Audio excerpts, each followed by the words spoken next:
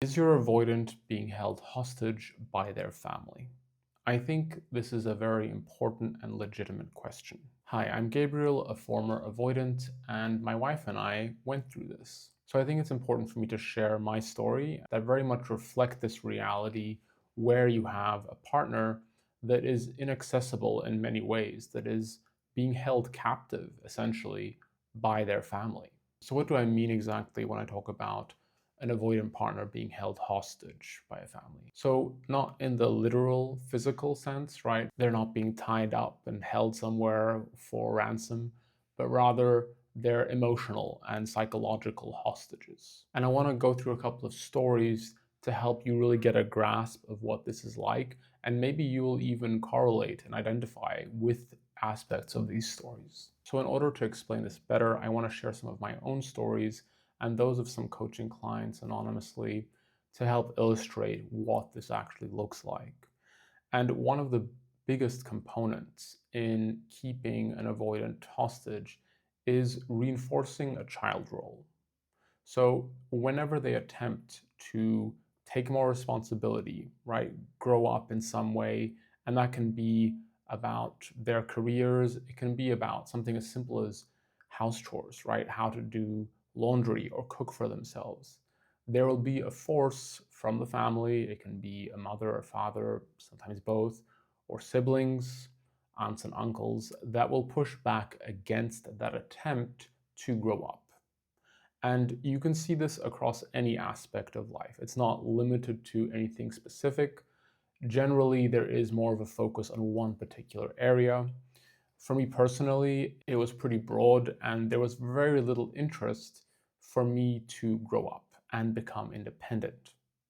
Now, why is that, right? Why do families do that sometimes? And I think the simplest way to understand this is to just think of it as them being afraid of losing their son or daughter, right? They don't want to lose control. They believe that if they don't enforce this child role, this dependency, and keep them hostage, they are going to lose their child. So, in other words, the only way in which they know how to relate to their child is by controlling them, not by giving freely and hoping to be given in return.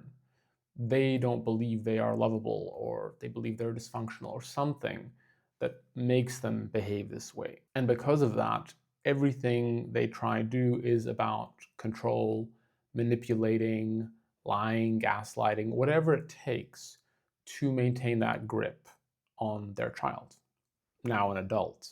And reinforcing the child role is a really effective way of doing that. For instance, when I was trying to park once, my wife was next to me at the time. We were just dating back then. My father came and started to guide me into this parking. And I rolled down the window and made it abundantly clear I don't need help. It was 2 meters on either side. It was a massive spot. But he kept insisting on guiding me and was reinforcing this sense of, you can't do this, you need help. And it was an extraordinarily simple task. And no matter how much I insisted that I've got this, I can do this, I don't need help right now, he kept on doing it. And I turned to Carolina at the time, and she validated my reality. Like, this is easy, you can do this, there's really no need for this. He's patronizing you. So I rolled up my window and I just ignored his signals and parked the car. Now, this is a rather simple example, but I can't stress just how infuriating it was for me, because I was constantly in these kinds of situations where there was a task that was very simple to do, to accomplish, and one of my parents would ensure I would have to doubt myself. Right? You can't do this, essentially, was the message. It's too complicated. You need help.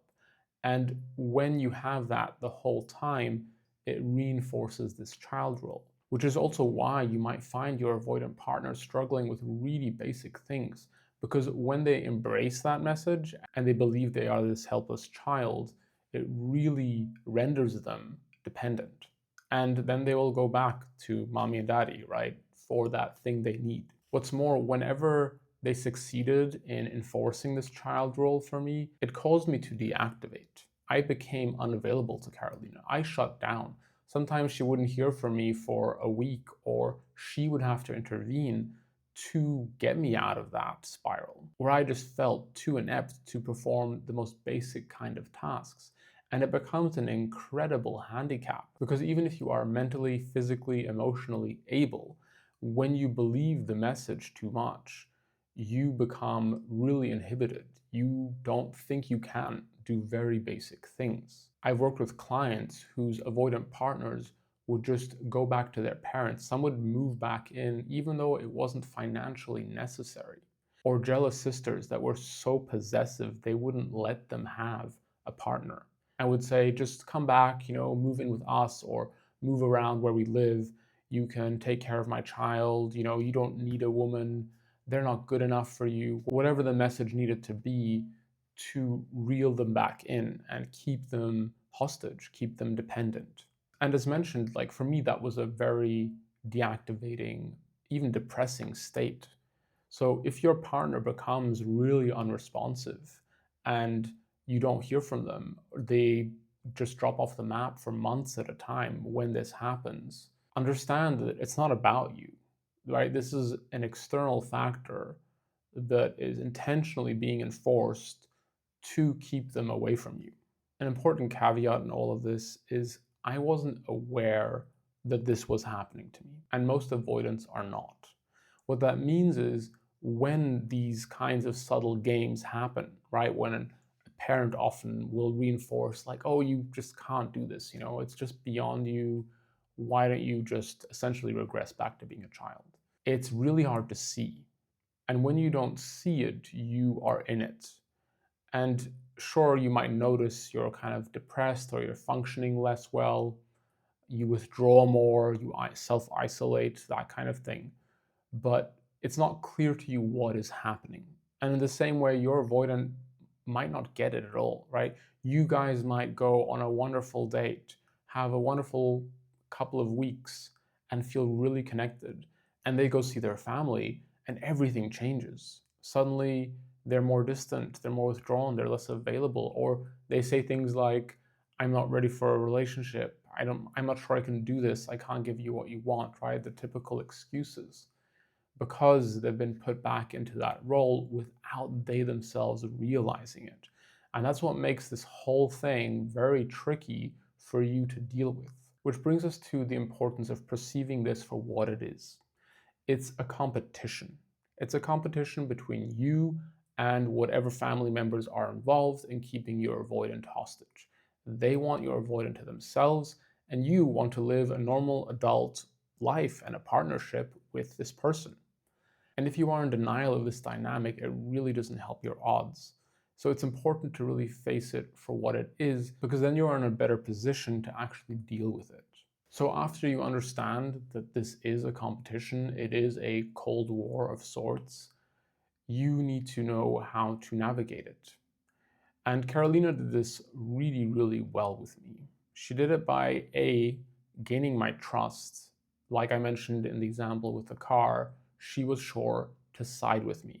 She took my side. She did not jump ship and take my family's side and justify what they were doing or minimize what they were doing even. She was like, no, he's patronizing you. This is really unnecessary and is reinforcing this helplessness that isn't relevant to you. And in doing that, I really learned to trust her more and more and more. She took my side, she was in my corner, she had my back. So that's the first thing you need to do with your avoidant partner, is really win their trust in this regard by siding with them. The next thing is to understand that this is a cold war of sorts. You cannot fight this for your avoidant partner, right? Carolina had my back. She validated me, she fought for me, but she wasn't on the front lines doing the fighting. That was my journey. That was my own path I had to walk for myself, because I needed the veil to be lifted. I needed to see what was happening for myself and say, whoa, they're playing these power games with me. They're trying to take me away from you. I don't want that. And had Carolina pushed too hard and put herself in the front of all of this, I might have felt the need to defend my family, right? So it's important to have their back and play support. This is your avoidant partner's own journey for independence and respect from their family. You cannot walk this path for them. They need to do it, and it is a choice they also need to make for themselves. Now, the way I'm framing all of this sounds very much like your avoidant partner's parents are essentially enemies. And I would say it's a spectrum. It really depends. In some cases, it can really just be so toxic that all the parent can do, or parents, is relate to them as broken, as a child, as deficient, and there is no love. That's the unfortunate reality in some cases. In others, it's a bit more mixed, right? It's not that they are malicious, right? They are very giving and caring in other ways, but they just can't help themselves and reinforce this child role in other ways. So it's important to gauge where you think they fall, they're your avoidant partner's family, and adjust the intensity accordingly of your language, right? You don't want to go headfirst all in if these people are within a reasonable spectrum, right? They're maybe just patronizing their son or daughter a bit too much. Another way in which avoidant partners are often held hostage by their families is by their parents needing things from them. Again, I'd like to share a bit of my experience with this here because my parents really needed me to fix their whole life. They needed me to fix their failing marriage, their failing businesses, down to their damn printer that kept breaking. There was a degree and level of dependence on their children and offloading their own responsibility onto us, my sister as well, that was just really not okay. It was just off the charts. We were trying to live our own lives, figure out things for ourselves, but there was this additional demand of fix this, do this for me, do that for me. And when somebody is trapped in that, it's incredibly consuming because you are trying to live your own life while saving your parents. And that should never be a child's responsibility. So if you find that your avoidant partner's parents are constantly needing things from them, like, oh, can you do me that favor? Could you fix that? Can you go run that errand? I still need this. And are almost keeping them busy by constantly assigning tasks to them or asking for things. That's another way in which they may be holding them hostage. Again, I think there is a balance to be had. It's totally normal for parents to want and need things from their children. But your avoidant partner should not be revolving around them, attending to their every need all the time. And I think that's a good measure. If the family is interfering to a point where you cannot have a normal, functioning adult relationship, it's a problem. Then your avoidant partner's family is getting way too involved, is overstepping way too many boundaries, and you need to push back together. And as we always like to emphasize, it's important to do this as a team.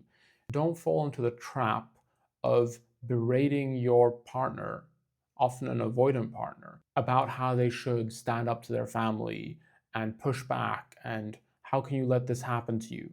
If you step too much into that, you are just another parent to them that is telling them what to do, how to live, how not to live, right? You need to be in their corner. You need to back them up and say, you've got this. I believe in you.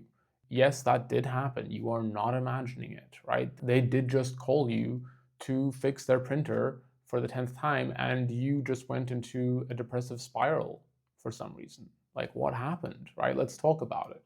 So what I'd like you to take away from all of this too is that there are all these extremely subtle games going on the whole time that have a basis on some preconditioning often that was set in your partner's childhood. They might be taking so much responsibility and dancing around their parents' needs and demands because they don't know how to set boundaries, because those boundaries have been flattened from the earliest of ages. And they lose any sense of boundary between themselves and their parents because their parents are constantly reinforcing that there is no boundary and are treating their children as though they are an extension of themselves. So you're not imagining it. This stuff does happen. It happens a lot more than people tend to think. And I've seen it across many, many coaching clients where they know something is off with their partner and the family. And you might have tried playing nice initially with your partner's family and make a really good first impression. And you might even feel like they like you and things are actually going well. But nonetheless, these games are often happening. And the more awareness you build of them and see that this is actually going down, the better of a position you are in to help your partner see them too. And again, this is their own journey they need to undertake at their own pace and build the awareness and say, oh, yeah, you're right. Like, that was a bit weird, right? And a way you can highlight this for them too is to ask them whether what their parents are doing is asking or demanding. And often it is demanding. It may be veiled as a question, but what they're actually doing is saying, you need to do this for me now. I need this from you. And if you don't do it, there are repercussions, right? Like guilt, exile, being pushed away, which of course are all things that will have contributed to their avoidant attachment style to begin with. So there are many things you can do, and it's a process. It will take time. For me to get through this, I essentially needed to reframe how I perceived my parents and how they were treating me. It was just a whole 180. And doing that is very scary, to look at the people that ought to be supporting and loving you and be there for you and realize they're not interested in you being an independent individual. They're interested in molding you into what they deem useful. And when a parent thinks that way, they will do everything in their power to hold their child hostage and continue using them. And you are in the way of that. You are competition. So don't downplay this. You're not imagining it. Again, it happens more than people tend to think. Parents are people. They are capable of being jealous, of being petty, of being very, very immature, insecure. It's not beneath them to resort to all sorts of tactics to secure and hold their children hostage. Now, lastly, I want to talk about when it is time to walk away, right? It's not like you have indefinite time as well. Here, you really need to evaluate for yourself, is your avoidant partner willing to let go, right? Do they demonstrate a desire to move on from this kind of dynamic? Are they able to confront and question their parents, their family to some extent? Because if they are always insisting and siding with their family and their loyalty lies there 100% and there's no room for you and you always come second and are not a priority and that's how it stays, then the odds are unfortunately rather slim and you're wasting your time. So be sure to see over maybe a few weeks, months, if you have the time, where their loyalty lies and if it can change. Because if they can change how they perceive themselves and their family, the way they're being treated, then maybe their allegiance can change. But if not, and they blindly insist, then there's not much you can do about it. And it isn't even about you. And if you're in a situation where you're really not sure about all of this and need some help navigating it, be sure to check out our Attachment Avoidant program, where we actually have a dedicated chapter on these external factors that can prevent a relationship from being successfully built, such as family and friends, and how to navigate that successfully so that you can get your avoidant partner to not deactivate every time and connect with them and maintain that connection. So if you're interested in that, be sure to check it out. I've left it in the video description for you. Otherwise, please let me know in the comments. I'm really curious to hear your stories. Have you experienced this kind of dynamic where your partner is being held hostage by their family? And if so, what were the power games they played to maintain that control? Let's put it all out there together so that we can all learn from each other here and ensure we can live free lives with our partners, independent from controlling parents.